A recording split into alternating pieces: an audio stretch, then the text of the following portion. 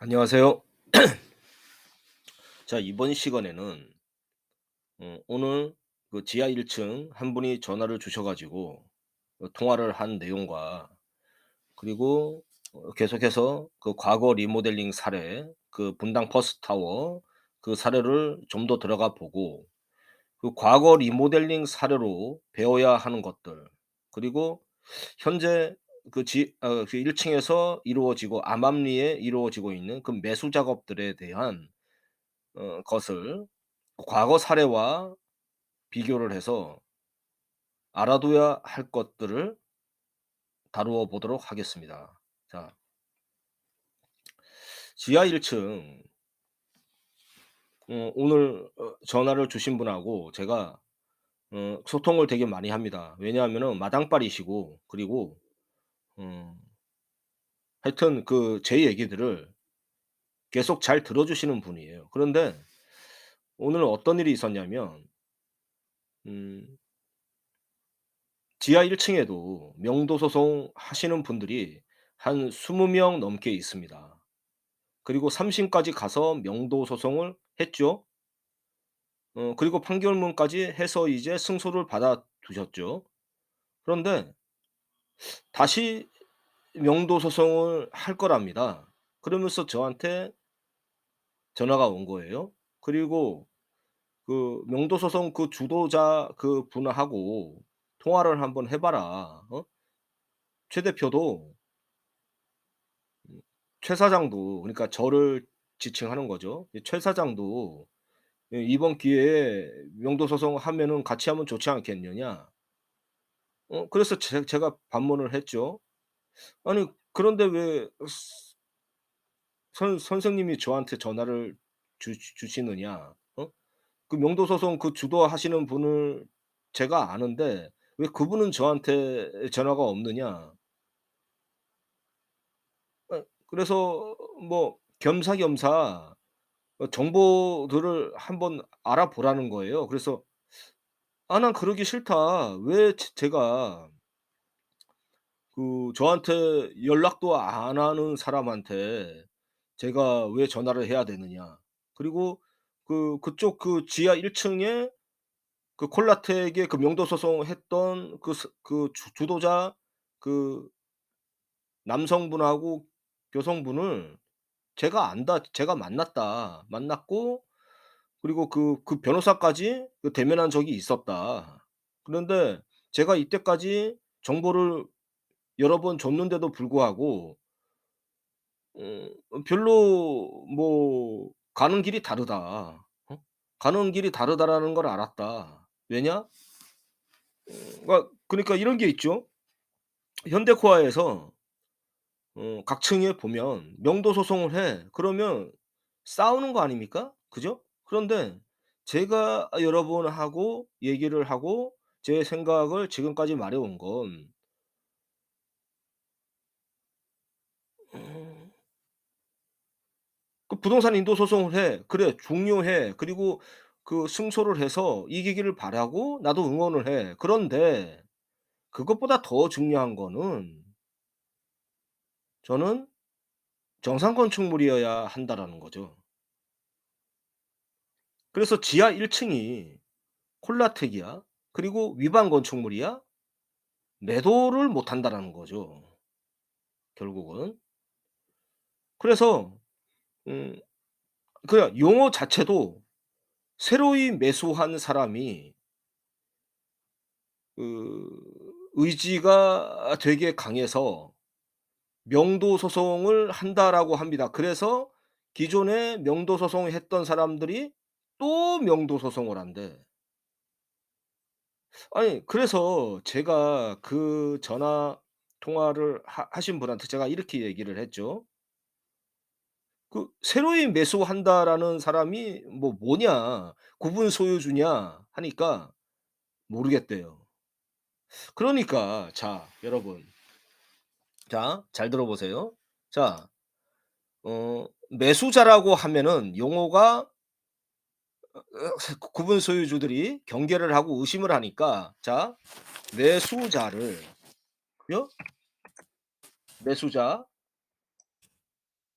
매수자를 뭐죠? 새로이 소유한 자. 그렇죠? 아니 그러니까 무슨 말이냐면 무슨 말이냐면 이 매수업자라고 하면은 사람들이 위기감은 그 경계를 가지고 의심의 눈길로 보니까 이 용어를 살짝 비틀어서 새로이 소유한 자. 예? 누가 이렇게 얘기합니까? 그냥 구분 소유주라 하지. 그죠? 뭐 새로이 소유하려는 자. 그래서 자 저는 이런 생각도 듭니다. 자 이런 말이 있죠. 자 운전을 하다 보면 앞에 소돼지를 싣고 가는 차가 있어. 예? 트럭에. 그거 아시죠? 그러다가 자 그 차를 피하려고 그 차를 피하기 위해서 다른 길로 접어들었더니 그 차선을 바꿨더니 그 앞에 똥차가 있더라. 예? 그래 콜라텍 위반 건축물인 거 중요해. 그거 시정해야 돼. 정상 건축물이 되어야 돼. 그런데 현재 콜라텍 업자랑 싸우고 뭐 보내고 이게 중요한 게 아니라 실질적인 뿌리의 그 근원을 발본색원해야 된다라는 것이죠. 예? 무슨 말씀인지 아시죠? 그래서 자 그거 한번 알아보라고 했습니다.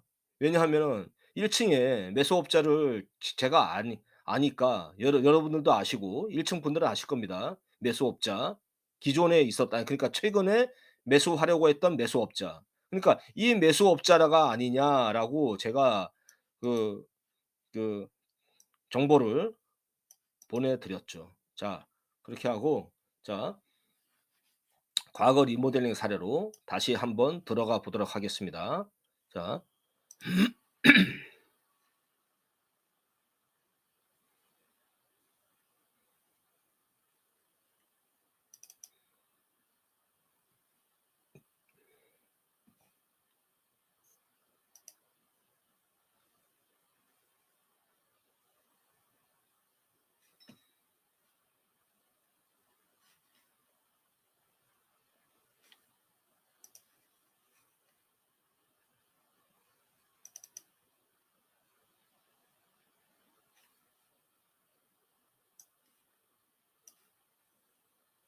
자 이번에는 자 2심 판결인데 자 2심 판결에 자 이제 원고가 한 사람이 더 들어갑니다. 노옥걸이라는 자가. 자 이거 방 씨가고 그리고 나서 주식회사가 피고가 유안타 저축은행 즉 한신상호 저축은행은 같고 자 이 법원에서 다음과 같이 변경한다. 펜타곤 시티의 주의적 청구와 좀 가다듬었나 봅니다. 제1 예비적 청구 및 이 예비적 청구를 모두 기각한다. 그러니까 용어가 1심 판결에 주된 청구와 예비적인 청구를 모두 기각한다라고 합니다. 그리고 펜타곤 시티가 부담한다. 자, 청구 취지가 항소한 청구 취지는 뭐 이렇게 해서 자, 그린 공영, 그린 공영 주식회사는 그린공영 프로퍼티 인베스트먼트는 2003년 성남시 분당구 그죠? 분당버스타워 지난 시마 10이고 한국 부동산 신탁의 공매 절차에서 매수해 리모델링 후 매각하는 사업을 추진했다. 그린공영은 이 사건 각 부동산을 매수하기 위해 각 부동산이라면 토지하고 그 건물이 되겠죠. 각 부동산을 매수하기 위해 한신상호 저축은행 기존에 로부터 56억을 대출받아 매매 계약금 43억을 지불했으나 자금 조달에 어려움을 겪으면서 잔금 납부가 지연되었다. 자, 매매 계약금만 했습니다. 자, 그린공영과 SM홀딩스 그리고 뒤에 KMS ENC가 이 SM홀딩스의 계약상 지위를 양수하였고 피고인 유안타저축은행은 한신상호저축은행은 세 차례에 걸쳐 이 사건 각 부동산의 매수자를 특수 목적인 펜타곤 시티로 지정했고 원고가 즉 펜타곤 시티가 이 사건 부동산을 매수한 이후 그 공동 대표인 펜타곤 시티의 공동 대표인 그 방광 누구와 그리고 그 노 씨, 방 씨하고 노 씨가 매수한 이후 펜타곤 시티의 지분을 서로 동일 비율로 나누어 가지며 펜타곤 시티의 경영 세부 사항은 상호 합의하에 결정하고 이 사건 사업으로 발생하는 수익금을 동일한 비율로 분배하기로 하는 삼자 간 합의를 하였다. 자, 자, 여러분 보시죠. 자, 그린공영, SM홀딩스 그리고 SM홀딩스의 양수한 계약상 지위를 양수한 KMS ENC 그죠? 그리고 그 대출을 해준 대출에 대한 그 대주단의 어떤 결성과 그 대주단의 그 금융을 지원해 주는 그 금융기관들을 주선한 이 유안타 저축은행 즉 한신상호 저축은행. 그죠? 자 그러면 여러분 어떻게 됩니까? 하나, 둘, 셋, 넷, 사자 회사를 4 개의 회사가 리모델링 사업에 리모델링 후 매각 사업에 관여를 했다라는 것이죠. 자, 그렇죠? 자, 이거를 매수자를 특수 목적인 1인 지정업자, 1인 업 아 저기 1인 대표 아니 저기 그 펜타곤 회사로 통일을 했다. 어? 이거를 매수자를 지정을 했다. 펜타곤 시티로. 자, 저축은행 유안타 저축은행, 한신상호 저축은행을 빼고 자, 그린공영, KMS ENC 그죠? 그리고 펜타곤 시티가 있는데 매수자를 펜타곤 시티로 했다라는 겁니다. 무슨 말이냐면 리모델링 후 매각 사업에 돈을 대준 한신상호 저축은행 빼고 3 개의 회사인데 매수자를 하나로 통일했다라는 겁니다, 여러분. 예? 그거를 이제 SPC로 만들었다라는 거예요. SPC로 만들었다 하면 특수목적 법인 그 페이퍼 컴퍼니를 만들었다 하면 자 어 회계 특수 목적인 회계의 그 법인으로 하고 그리고 그 회계가 하나로 통일이 되고 그리고 그것에 대해서 각종 세제 혜택과 그리고 그 어떤 프로젝트를 하기 위해서 그 목적 회사를 설립했다라는 것이죠. 그리고 그 목적 회사를 설립을 하면 에스크로 계좌를 생성을 하고 에스크로 계좌에는 입금을 시킬 수는 있는데 출금은 안 되고 그 개발 사업이 끝날 때까지 그 계좌를 막아놓는다는 겁니다. 막아둔다라는 겁니다. 자 이러한 사실을 그 기초 사항으로 하고 자 보시죠. 자 이 사건 합의에 따라 그 리모델링 후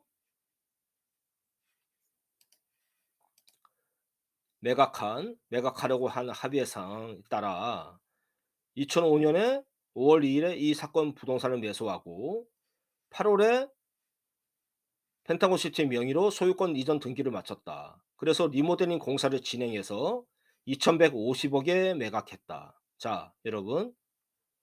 음.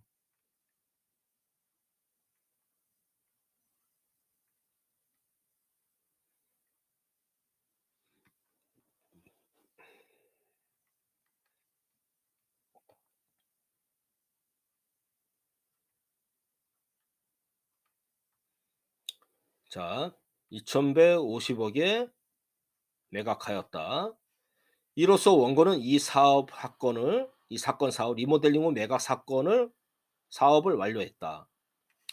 피고 한신상호 저축은행은 예전의 이름은 한신상호 저축은행은 이 사건 합의에 따라 2005년 5월 2 일부터 2006년 12월 7 일까지 12월 27 일까지 펜타곤 시티에 이 사건 사업과 관련해 226 억을 대출해 주었고, 원고는 이 사건 부동산을 매각한 피고에 대출 원리금 전액을 변제하였으며, 그러니까 226 억을 대출 변제해 줬었고, KMS ENC로부터 차용한 63억 원도 모두 상환하였다. 또한 피고는 펜타곤 시티가 캐피살 등을 통해 합계 843억 원, 대출금 포함하면 총 1,069억 프로젝트 파이낸스를 도달할 수 있도록, 프로젝트 파이낸스라고 하면 장래의 그 프로젝트 개발 사업을 위해 자금 조달할 수 있는 그 거를 말합니다. 프로젝트를 보고 그 현재의 개인의 그 회사의 그 채무라든가 이런 거를 보지 않겠다. 재산을 보지 않겠다. 장래의 그 프로젝트를 보고 프로젝트의 그 이득을 보고 자금을 조달하는 사업을 말합니다. 조달할 수 있도록 주선하였고, 2007년 10월 18 일부터 2008년 7월 14 일까지 세 차례에 걸쳐 원고 발행 주식의 33%를 취득하였다. 자, 그래서 이런 것을, 자 266 억이라든가 이렇게 해서 음 843 억을 해서 어떻게 되죠? 2,150 억이라는 거를 알게 되었죠. 하게 되었죠. 수익이 난 겁니다. 자, 그러면 그린공영, KMSENC, 유한타저축은행, 즉 한신상호저축은행, 그리고 그린공영과 유한타저축은행 이 사건 합의에 따라 취득한 원고 주식의 조식 전부를 유상감자한다. 왜냐면 뿜빠이 해야 되니까. 그리고 그 자기 자본인 그 주식을 그 어떻게 됩니까? 그 배당금을 이제 나눠야죠. 그래서 유상감자하는 방법으로 그린공영과 피고의 유한타저축은행의 수익을 균등히 분배하고, KMSENC가 단독으로 원고에 대한 지분 및 경영권을 확보하기로 합의했다. 자, KMSENC가 SM홀딩스의 그 합의 때 계약상의 지위를 양수하였고, 그리고 나서 펜타곤 시티가 리버델리곤 매각 사업을 완료한 후에 또 다시 지분 및 경영권을 확보하기로 합의하였다. 그죠? 이에 따라 원고는, 펜타곤 시티는 임시 주주총회를 소집해 원고 주식의 66.697%에 대한 유상 감자를 실시하기로 결의했고, 그러니까 펜타곤 시티의 펜타곤 시티 그 수익을 낸 주식에 그린공영과 유안타 저축은행 지분을 유상 감자를 실시하기로 결의했다. 자, 그리고 유안타 저축은행의 지급액이 280 억이다. 일십100 천만, 10만, 100만, 천만, 1억, 10억, 100억. 그렇죠? 자, 원고의 주장은 유안타 저축은행이 이 사건 부동산 개발 사업의 3분의 1을 취득하기로 한 것은 실질적으로 부동산 개발, 쓰니까 원고의 주장, 펜타곤 시티가 주장을 합니다. 부동산 개발업을 영위한 것에 해당하고, 이는 법률상 상호저축은행에 허용되는 업무 및 그 피고 유한타 저축은행의 정관상 목적을 초과하는 것으로 초과 이득이다. 권리 능력 범위 밖의 행위로서 무효이다. 무슨 말이냐면, 자, 여러분, 저축은행이, 그러니까 이제 그 시행사가 사업을 합니다. 그러면 이제 그 이익이라든가 토지 이익이라든가 그런 토지비라든가 부동산비, 그리고 그 사건에 대한 이득은 시행사 거죠. 그리고 저축은행이 할 수 있는 거는 그 대출금, 대출금과 대출금에 대한 이자죠. 그죠? 자, 그런데 이게 서로 30%씩 33.33%씩 그 100을 나누었을 때 33.33% 3분의 1 로서 가져간 거는 펜타곤 시티와 저축은행 그리고 그린공영 3분의 1로 동일하게 가져간 것은 저축은행이 대출해 준 것보다 더 많은 이득을 가져갔다라고 이제 따지는 겁니다. 그리고 이 무효를 이 1 심에서는 이게 효력 규정이라고 얘기를 하는 것이죠. 그리고 자, 유안타 저축은행과 상호저축은행으로서 지위를 남용해서 원고로부터 프로젝트 파이낸서 대출과 관련해 정상적인 이자와 수수료 이외의 이익을 수취한 것은 선량한 풍속 기타 사회 질서에 대해 무효이다. 따라서 피고는 유상감자대금 명목으로 수용한 그 이득을 부당이득으로 반환해야 한다라고 주장을 합니다. 자, 또한 예비적으로는 제1 예비적으로 구상호저축은행법의 18조 2를 위반했다라고 합니다. 뭐냐? 원고의 발행 주식 총수를 10%를 초과하는 지분의 주식을 취득하였다. 그러니까 10%만 그러니까 100만 원을 빌려줬으면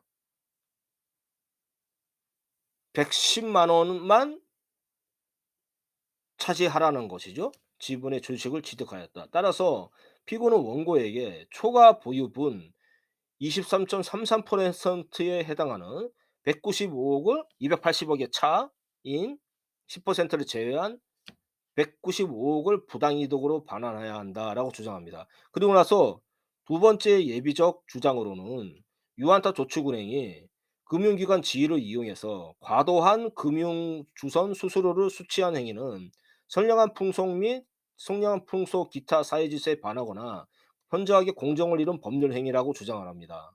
자, 판단합니다. 판사가 판단합니다.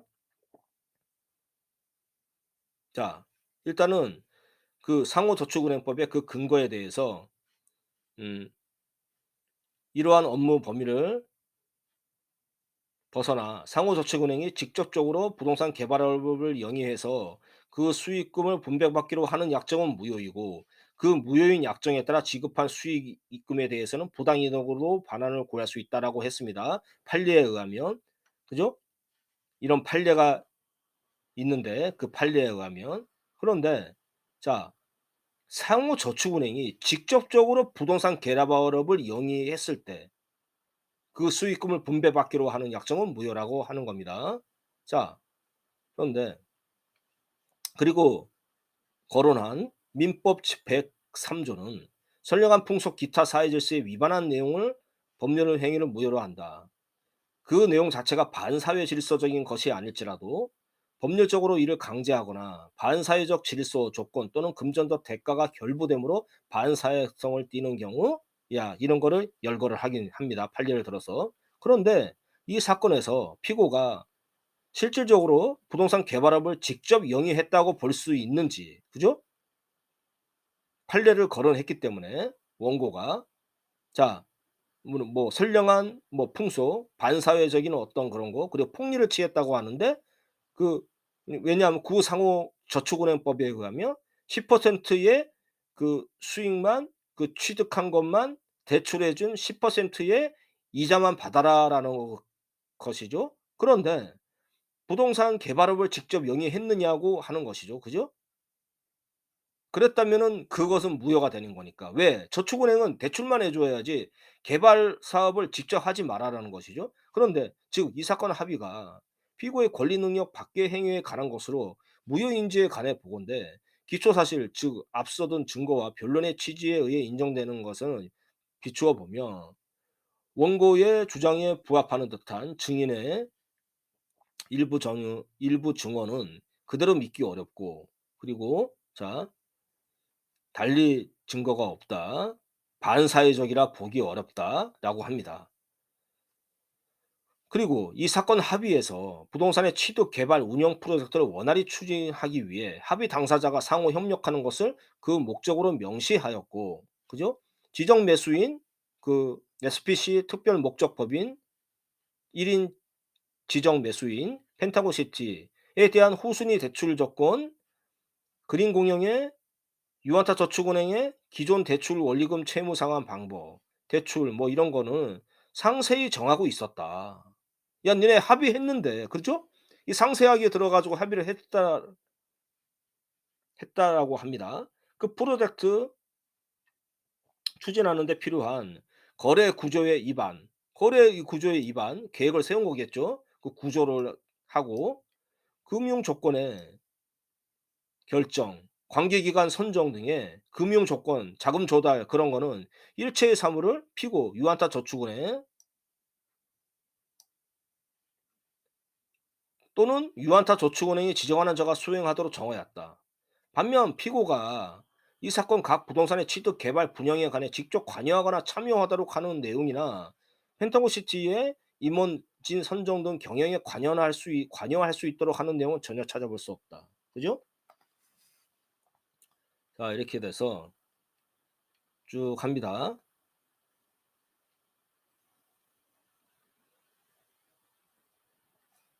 그리고 피고가 대출기관의 지위에서 피고가 여러 다른 특수목적 법인에 대출해준 금액이 상당하고 다른 상호저축은행들에 비해 당기순이익, 거래이익 차익이 차지하는 비중이 높은 점 등을 내세우고 있으나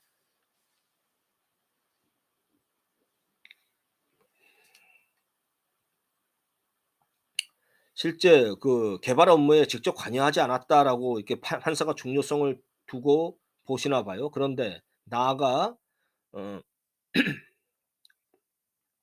자 주의적 청구에는 이상이 없다. 이유 모두 이유 없다. 자 이게 예비적 청구로 넘어갑니다.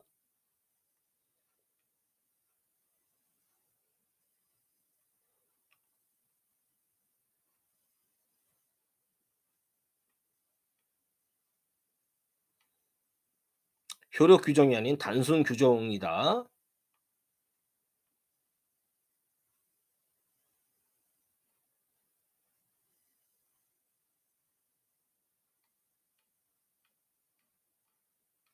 자 어찌 됐든 이렇게 해서 기각이 되었습니다. 기각이 되었고 이게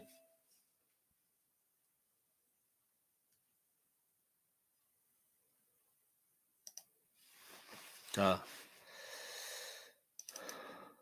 그리고 3 심까지 갔는데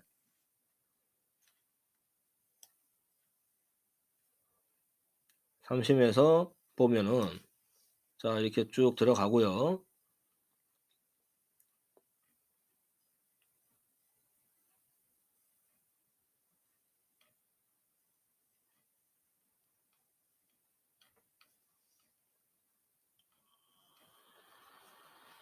자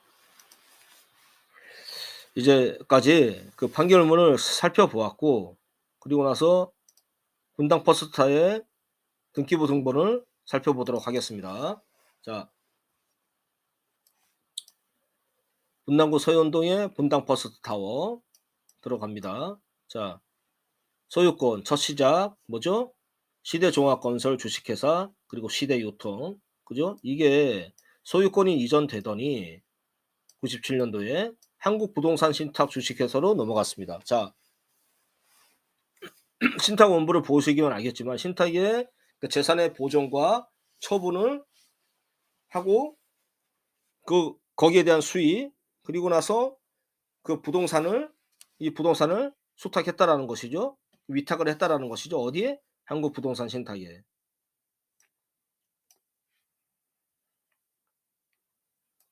그리고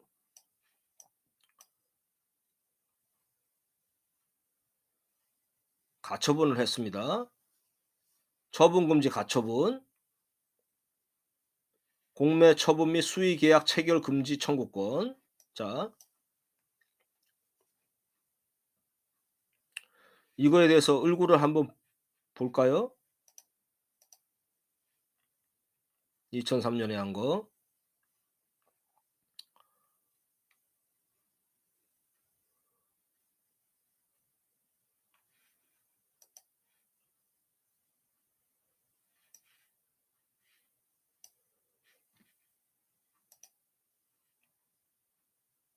음. 딱히 관련된 게 없고 처분금지 가처분. 이거를 보면 어떤 내용이 있냐면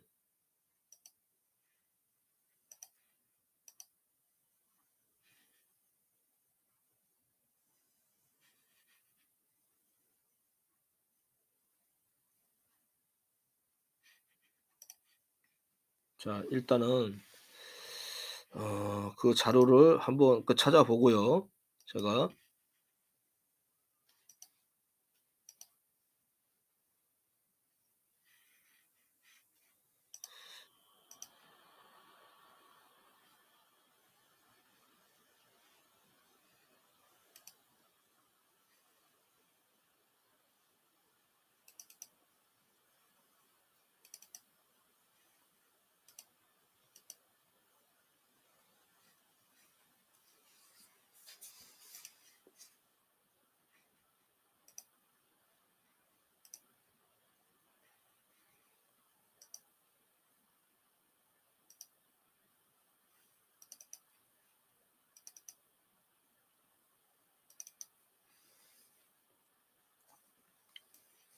자 이렇게 해서 해제가 됐고 2003 년도에 그린 공영 프로퍼티 인베스트먼트 각종 처분 금지 가처분 또 하고 처분 금지 그리고 나서 어떻게 됩니까?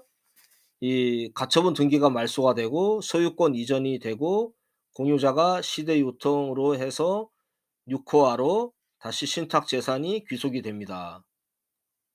그리고 나서 6호화에 이 지분이 전부 이전이 된 게 2005 년에 펜타곤 시티 매수를 했고 시대 유통에 전부 이전이 된 게 펜타곤 시티로 그리고 나서 2005년 8 월에 생보 부동산 신탁 즉 교보 자산 신탁으로 수탁이 되었습니다. 그리고 나서 그 리모델링 후 매각 사업이 음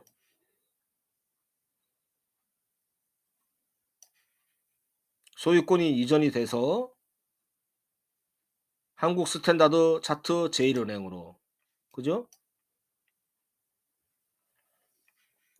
매각이 된 게 아니라 신탁 재산을 이걸 하고 그 개발 사업을 추진을 했던 것 같습니다. 그리고 나서 이제 소유권 이전이 된 게 국민은행으로 그죠? 국민은행으로 되었습니다. 자 그러면 자 여러분 어떤 일이 있었냐면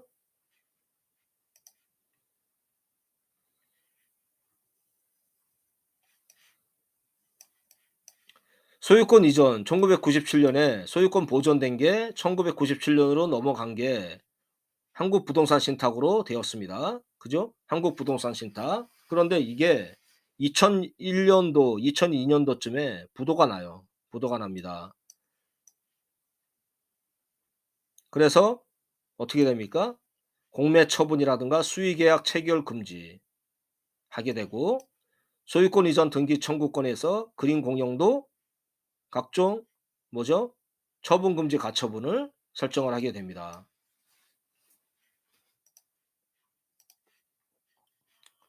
자, 한국 부동산 신탁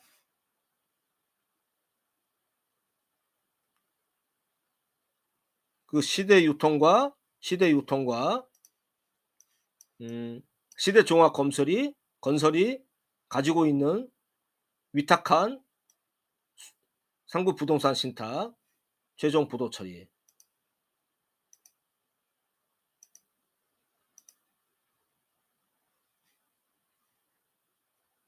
한국 부동산 신탁 언제? 2001 년도에 2일 그러니까 2월 2일 최종 부도 처리되었다. 워크아웃을 지속해 왔으나 경영권을 살리기 위해서 지난 어음 만기된 어음 839억 원을 결제하지 못해 최종 부도 처리되었다. 자 공사 중인 신탁사로 통해 공사 중인 그러니까 한국 부동산 신탁은 여러분 공영 신탁사예요. 그러니까 이제 좀 어 정부의 그 공사적인 입장에서의 공공기관으로서의 신탁 그래서 좀 나은 상태임에도 불구하고 이렇게 부도 처리가 났다라는 겁니다. 자 공사 중인 사업장은 모두 65 개이다.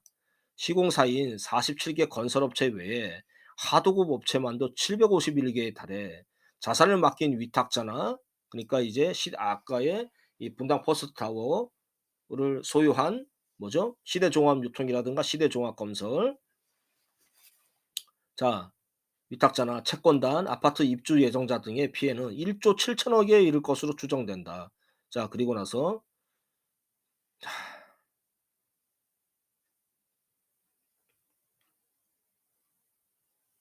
자 한국 부동산 신탁의 부도 위기를 몰고 온 분당 시외버스 종합터미널도 개정 시기가 늦어졌다. 자 이렇게 다루고 있고요. 그리고 나서 하나 더 보죠.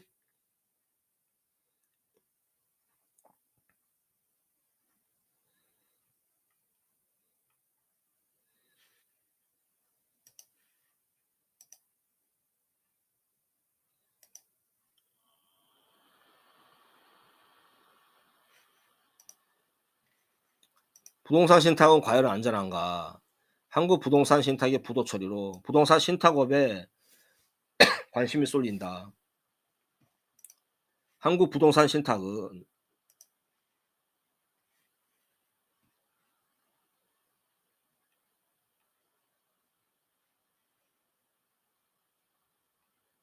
부동산 신탁이란 땅 주인이 맡긴 부동산을 개발하거나 처분 관리해 주는 사업이다.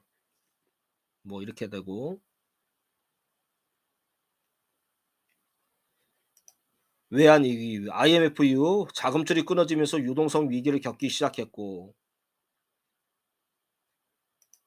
부동산 침체까지 겹쳐 심각한 경영난을 겪게 되었다. 유동성 위기라고 하면은요, 여러분 그 회사가 어떻게 되죠? 이익을 내기 위해서 돈도 불릴 거 아닙니까? 은행에다가. 그러면서 이제 채권이라든가 이런 거를 발행을 하겠죠. 그러면 이제 그 회사채가 어 이제 어떻게 됩니까?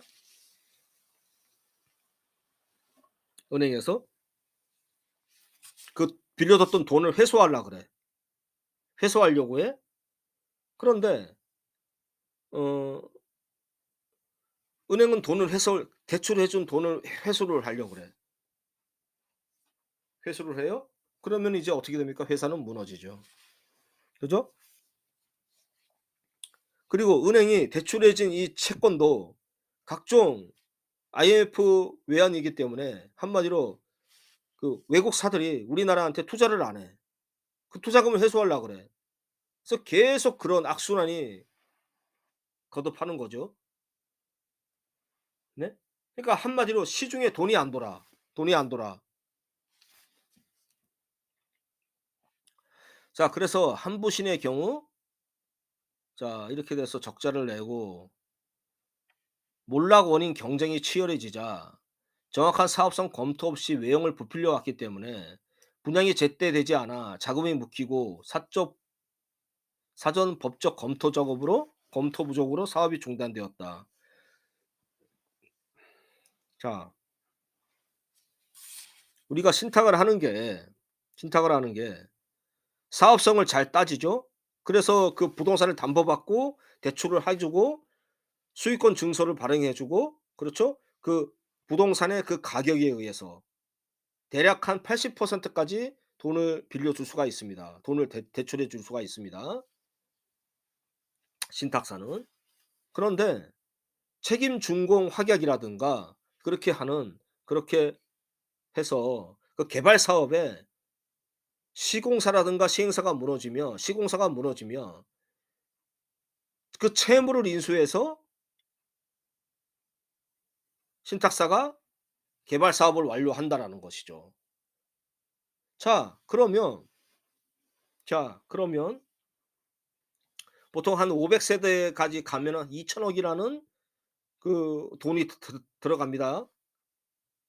그러면 책임 준공 확약을 하기 위해서 2,000억 을 2,000억 을 어 메꿔야 된다라는 것이죠. 이러한 이 공공기관의 부동산 신탁 회사도 한국 부동산 신탁 회사가 공공기관이라는 그 장점에도 불구하고 이렇게 몰락을 했다라는 겁니다. 그래서 자 여러분 500 세대를 했을 때 500 세대의 어떤 그 상가 분양 사업 뭐 개발 사업이라든가 그 2천억에 해당되는 게 자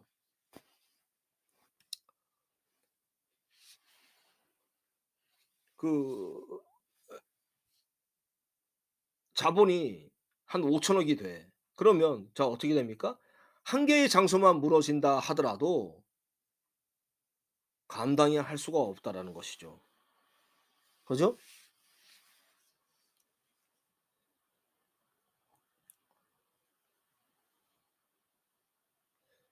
자 또한 왜 부도 났나?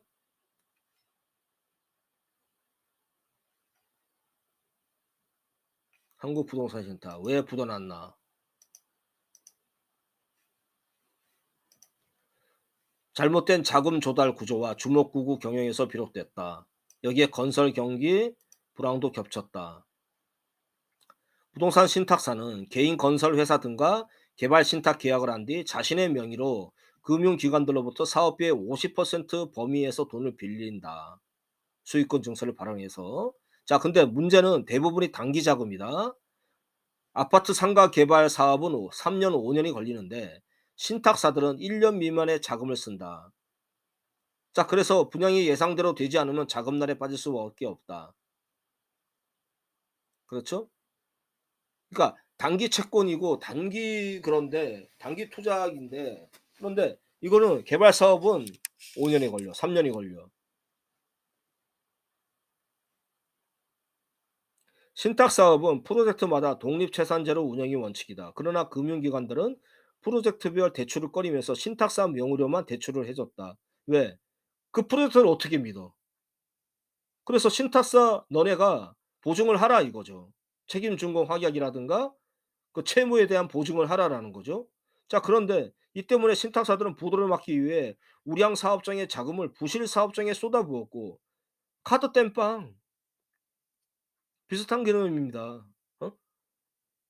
그 우량 사업장에 나오는 그 이득금을 부실 사업장에 때려 붓는 거죠. 밑 빠진 독에 물 붓기. 결국 멸종한 사업까지 부실해지는 악순환이 벌어졌다. 자, 이런 식으로 단기 자금을 끌어 썼고 그렇죠? 단기 자금을 끌어 쓰고 어떻게 됩니까? 그 단기 자금을 장기 자금에 투입해. 그래서 2천억 원의 손실이 났고 99 년에 지난해는 2천억 의 손실이 났고 부채도 7,800억 억에 이른다. 특히 분당 신도시 테마폴리스 상가 그러니까 즉 뭡니까? 그 뭐 야탐역에 있는 시외버스 터미널 그죠? 거기가 사업 실패가 결정적인 타격이었다. 중소건설업체 시공사겠죠? 경성에 대한 불법 대출과 어? 한부 씨는 말뚝도 박지 않는 아파트 사업에 그러니까 기시착 준하에 아니 착공도 하지 않은 사업에 거액을 대출하고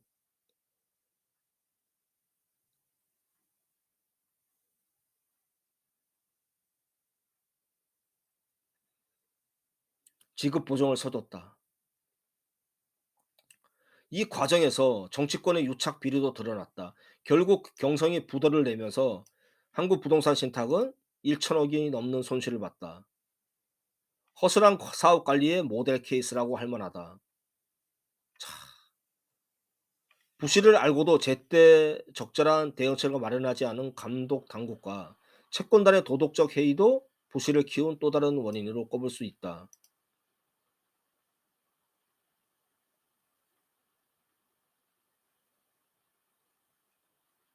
그 채권단의 도덕적 해이에 대해서는 따로 거론하지 않고 있네요. 자, 그러면 한번 찾아보도록 하겠습니다. 자, 다트에서 한번 보시죠. 다트에서 보면 한국부동산센터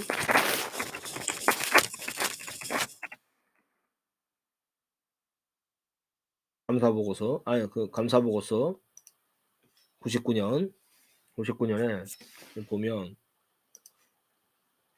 감사를 했습니다. 누가? 영화회계법인. 예? 그래서 감사 보고서에 봅시다. 감사를 했고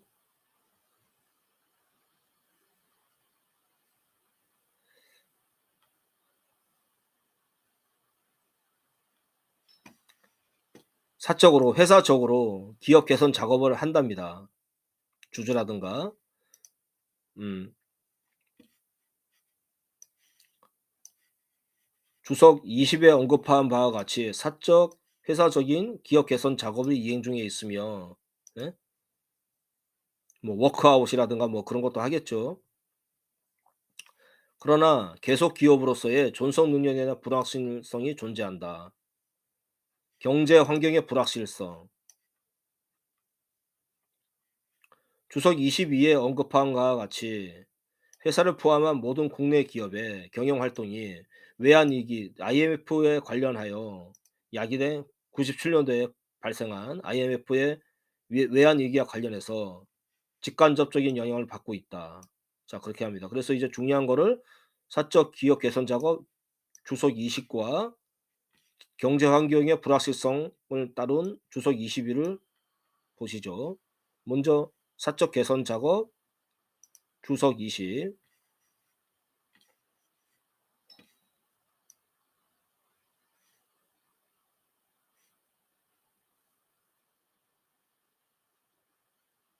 자, 이 채권단이 누구냐면 한번 보시죠. 차입처겠죠. 단기 차입금. 자, 국민은행이라든가 다 각종 은행들이네요. 자, 주석 20을 한번 보도록 하겠습니다. 기업 개선 작업. 채권 기관과 체결한 약정에 따라 사적 기업 개선 작업을 이행 중에 있으며 이행이 완료된 사항은 경영관리단의 파견, 모기업이나 한국감정원 뭐 이렇게 해서 여전히 불확실성으로 존재한다. 그리고 22번 보죠. 경제 환경의 불확실성. 외환 위기와 관련해서 야기된 국내의 불안정한 경제 환경에 직간접적인 영향을 받고 있다. 음, 개선 징후가 국내 경제는 개선 징후가 나타나고 있지만 당분간 이런 상황은 지속될 것으로 예상된다. 자, 이렇게 하는 겁니다. 그러니까 한국 부동산 신탁의 자체적인 상황에서 뭡니까? 이렇게 얘기를 한다라는 겁니다. 자, 그리고 이 그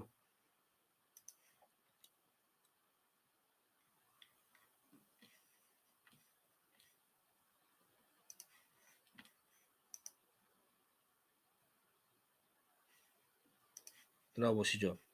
영화회계법인 예? 2000년부터 2000년 12월 31일까지 한 거 감사 보고서.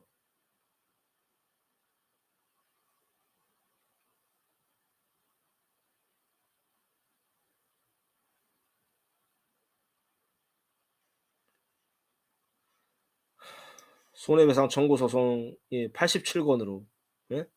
참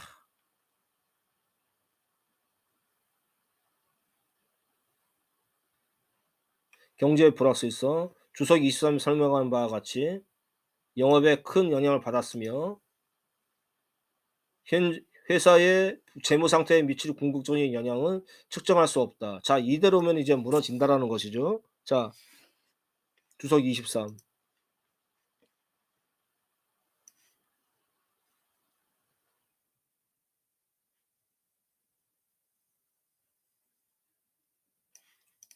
이렇게 보고를 합니다. 감사 보고서에 재무 위기 초래했다. IMF 뭐 이렇게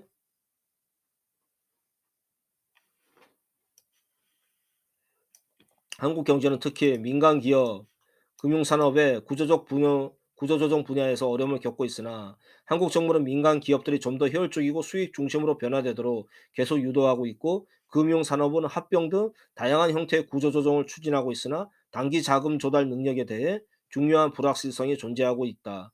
따라서 당사는 위에서 언급한 상황에 대해 직감적 영향을 받을 수 있다. 당사의 재무제표는 이와 같은 어려운 경제 상황에 대한 경영자의 추정을 반영하여 작성되었으나 실제 결과는 경영자의 추정과 상이할 수 있으며 그런 차이는 중요할 수도 있다라고 보고를 했고 감사 보고서는 이것으로 끝납니다. 그리고 나서 뭐죠? 이렇게 해서 이제 뭡니까? 한국 부동산信託이 수탁을 했고 한국 부동산信託는 2002 년도에 어떻게 됩니까? 저기 부도 처리 났죠? 그리고 나서 이제 2003년 1 월에 SM홀딩스가 현대타워 빌딩 4층에 있는 SM홀딩스가 공매 처분과 수의 계약 체결 금지를 했던 것입니다. 자, 그리고 나서 가처분 동기는 2003년 5 월에 말소가 되었고 다시 2004 년에 그린공영이 다시 일체의 처분 금지 가처분을 합니다. 다른 데 처분하지 말아라고. 자, 가처분 동기는 2005년 4 월에 말소가 되고 그리고 나서 이제 신탁 그 재산은 시대유통 6호와는 한국부동산 신탁으로 해서 풀려났다가 신탁 재산이 귀소가 되었다가 2005 년에 6호와 지분은 뭡니까? 펜타곤 시트로 매도가 되었고 시대유통은 펜타곤 시트로 지분은 펜타곤 시트가 이제 매수를 한 겁니다. 아시겠죠? 그리고 나서 이 펜타곤 시트는 수익이라든가 개발 그런 거를 하기 위해서 교보자산 신탁의 전신인 생보부동산 신탁에 신탁을 했고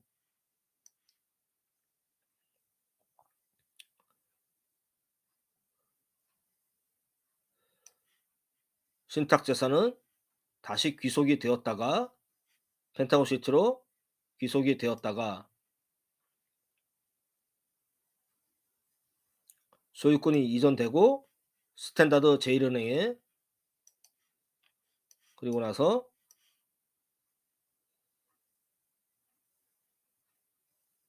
2008 년에 매각 사업을 완료해서 리모델링 후 매각 사업을 완료해서 펜타곤 시트로 다시 귀속이 되었다가 2008 년에 국민은행으로 매각이 되었습니다. 자,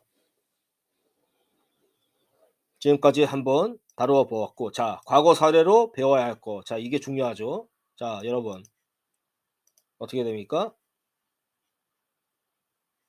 이 리모델링으로 통해서 분당 퍼스트타워에 자, 여러분 현대코아하고 그 분당 퍼스트타워의 리모델링 후 매각 사업이랑 뭐가 다릅니까? 첫째, 우리는 구분 소유권을 가진 그 집합 건물이었고 분당 퍼스트타워는 시대유통이라든가 그 시대종합건설이 소유한 빌딩이었죠.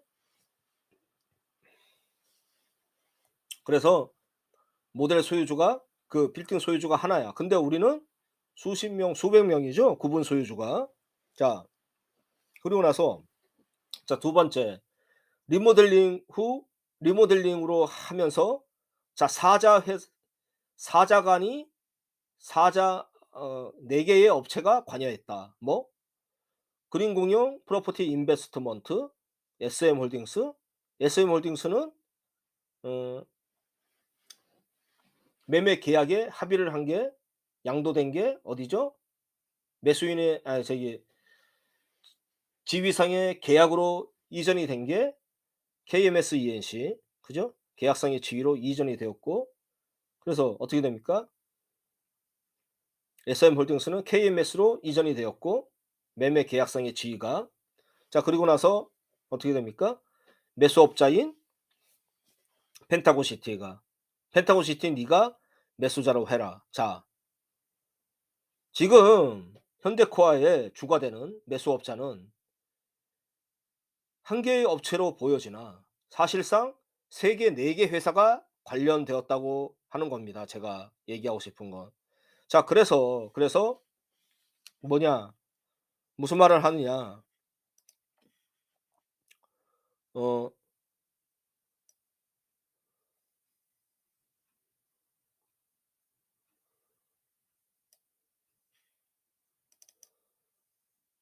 무슨 말을 하고 싶으냐?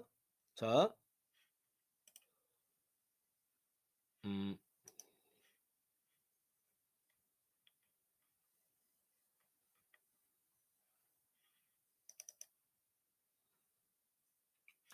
예를 들어서 201호 등에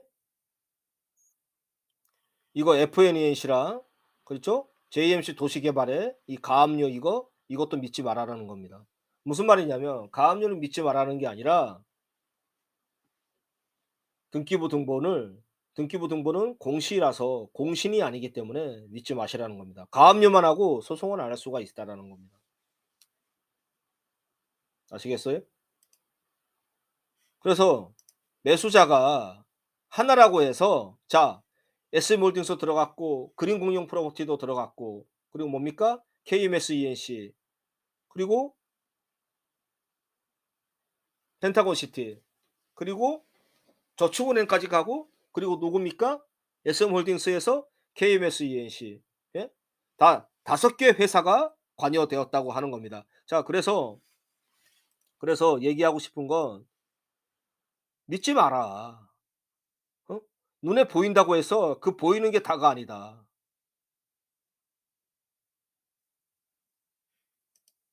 어? 검증하고 그리고 항상 정도와 상식으로 대비를 해야 되고 과거 사례를 복습하고 탐습하는 것은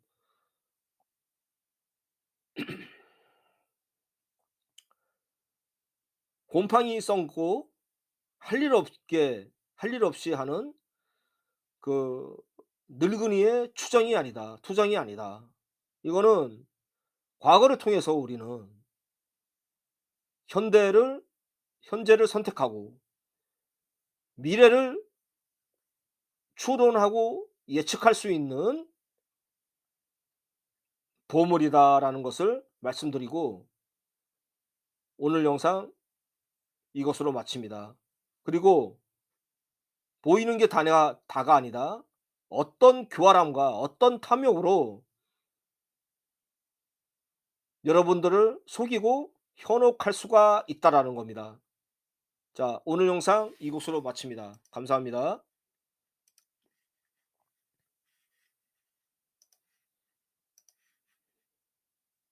아, 그리고 자, 어